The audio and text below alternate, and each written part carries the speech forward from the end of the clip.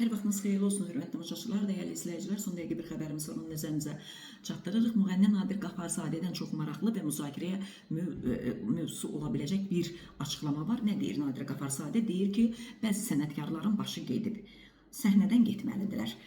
Niyə bu fikri səsləndirib? Demək, ifaçı bildirib ki, uzun illər tamaşaçı sevgisi qazanan bəzi sənət nümayəndələri vaxtında səhnə ilə vidalaşmağı bacarmalıdırlar. Onun sözlərinə görə illərlə pərəstiş edilən sənətkarlar olsa da, yaş öz sözünü deyir və bunu normal qarşılamaq lazımdır. Müğənni bu mövzuda xalq artisti Elmira Rəhimovanın nümunə göstərib, bildirib ki, sənətçi ilə vaxtaşırı telefon əlaqəsi saxlayır, evinə qonaq gedir və onun vaxtında səhnədən ayrılmaq qərarını hər zaman yüksək qiymətləndirir. Nadir Qafarzadə onu da bildirib ki, yaşı 80-ni keçməsinə baxmayaraq Elmira Rəhimova hələ də sağlam düşüncəsi, ziyalılığı və kübar davranışı ilə seçilir. O həmçinin vurğulayıb ki, sənətçi ixtisasca ingilisli müəllimidir. Bəli, bunlar Nadir Qafarzadənin açıqlamalarıdır və Allah can sağlığı versin.